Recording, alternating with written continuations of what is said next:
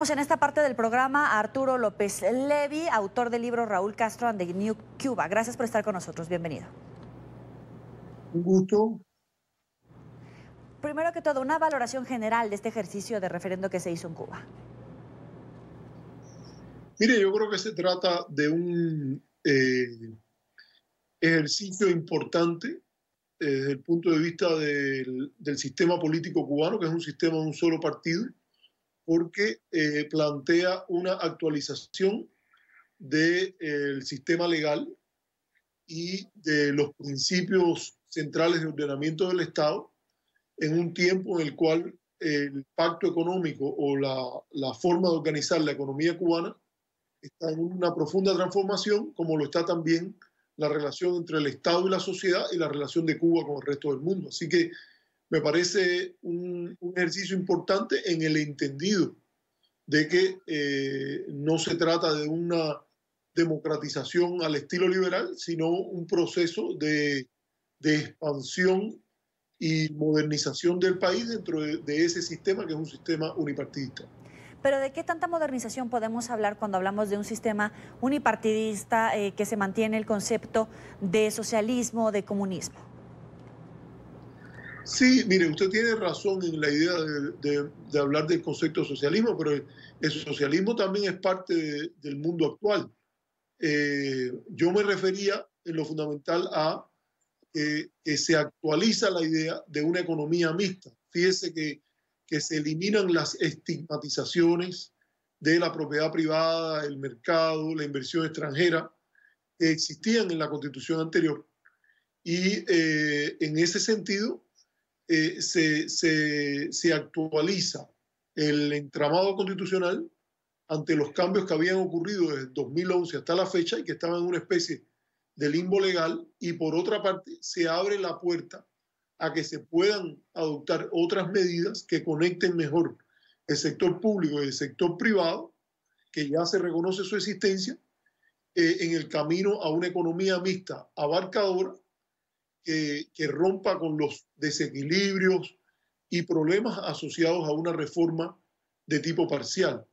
Yo diría que en esto que usted hace la referencia al socialismo, más que todo, lo que sí parece una reminiscencia de continuidad con el pasado es volver a reincorporar el tema ese de la construcción del comunismo, porque hasta dentro del mismo debate hubo personas que dijeron que apoyaban el comunismo, pero no sabían lo que era.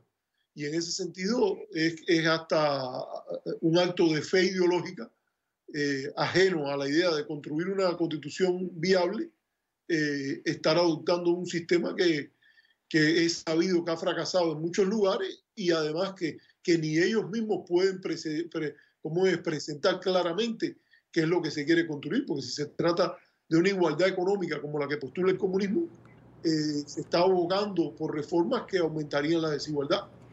Y entonces, ¿de qué modelo de gobierno estamos hablando? Porque tenemos esta reminiscencia del pasado con el unipartidismo y ese tipo de elecciones presidenciales que no han permitido a Cuba optar por otra familia que no sean los Castro o cercanos a ellos. Más que no haya elecciones directas presidenciales, el problema mayor que hay es que sigue siendo un sistema unipartidista. Hay muchos sistemas que no son presidencialistas, no tanto en América Latina, donde lo normal es el sistema presidencialista, pero Inglaterra no tiene elección directa del jefe de Estado, ni siquiera del jefe de gobierno. Hay sistemas semipresidencialistas como el francés. Alemania, el canciller no es electo directamente. O sea, el problema no es que no haya elección directa presidencial, aunque sé que esa es una demanda de un grupo de sectores descontentos con el sistema. El problema que habría es que hay un sistema unipartidista. Y hay dos lecturas hacia eso. Una es que el sistema unipartidista es una medida de emergencia ante los retos externos que representa el acoso por parte de la política de hostilidad norteamericana, que ha sido denunciada en la ONU por la mayoría de la comunidad internacional y todos los países de América Latina y del Caribe como una violación del derecho internacional, ilegal, inmoral y contraproducente. Eso, por lo menos, querría decir que no es un paradigma, que es simplemente una medida de emergencia. El problema mayor es que los comunistas han presentado este modelo como un modelo paradigmático.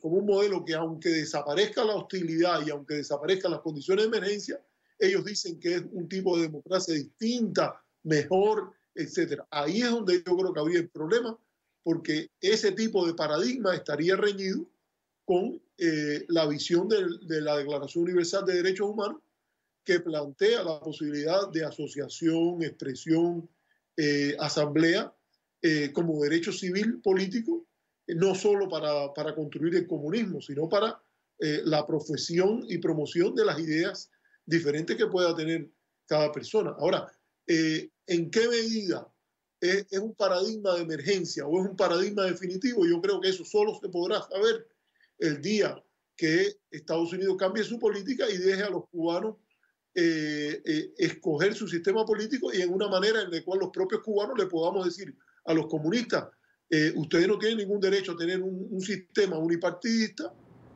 cuando vivimos en situaciones normales.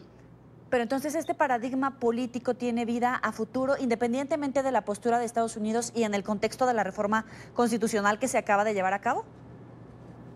Mire, yo creo que no hay ni la intencionalidad de crear una democracia al estilo del modelo de la Declaración de Derechos Humanos, ni ese va a ser el efecto. Ahora, no se puede negar que los cambios que han ocurrido son importantes y que registran expansiones importantes también de libertades, como la libertad de religión, el mismo recurso del habeas corpus, que es un derecho humano importante, un recurso judicial importante, la idea de que se legaliza la propiedad privada, se deja de estigmatizar el mercado, la idea de que se produce una descentralización y se fortalece el rol de la provincia, acerca el gobierno más al pueblo en la localidad que el actual modelo, que es muy centralizado.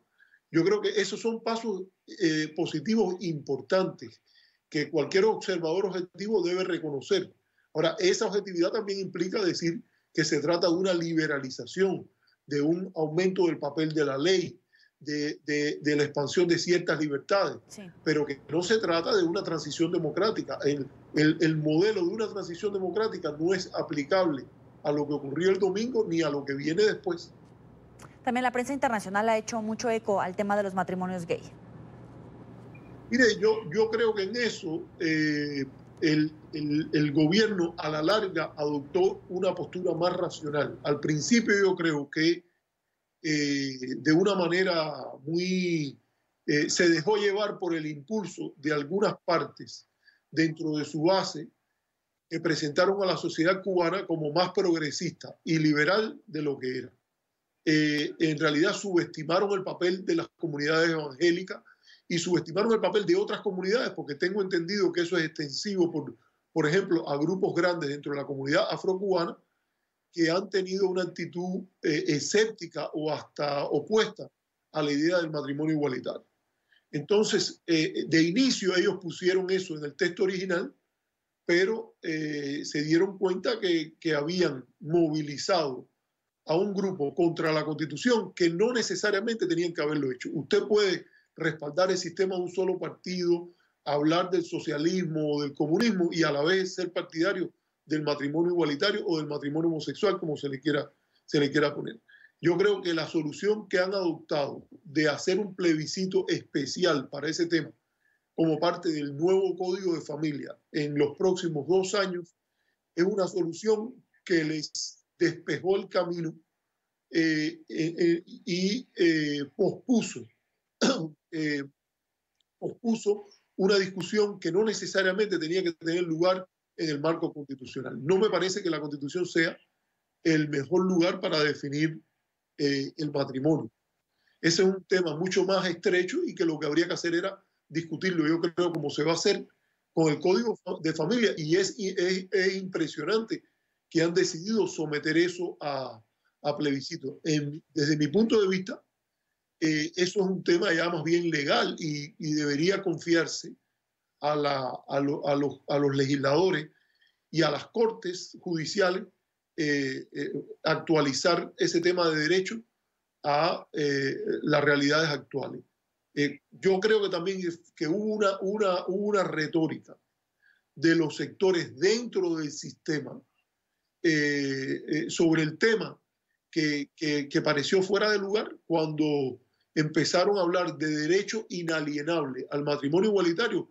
La pregunta que muchas personas se hacen es, ese no es el primero de los derechos inalienables. Cuando estamos hablando ese lenguaje de derechos naturales y de derechos inalienables, yo creo que empieza por otras libertades que en este momento, ya sea por la emergencia a la que se apela o por el elemento paradigmático, no se acepta. Así que creo que más bien que todo hubo un llamado a capítulo y han encontrado una manera de ventilar este tema dentro del sistema con una retórica menos ambiciosa, más realista de los problemas que ellos tienen.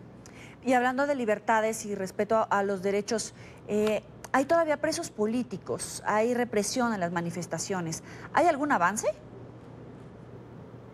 Mire, yo creo que sí se trata del derecho a ejercer la oposición política a través de partidos. No veo ningún partido alternativo con alternancia, yo no veo ningún avance.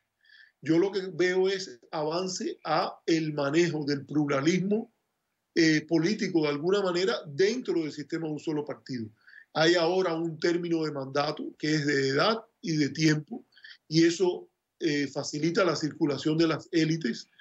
Se ratificaron formas de iniciativa ciudadana, por ejemplo, la colección de firmas para proponer ley, que yo creo que siguen siendo armas o instrumentos, ¿no? Prefiero más llamarlo instrumentos que armas, o herramientas para promover cambios dentro del propio sistema.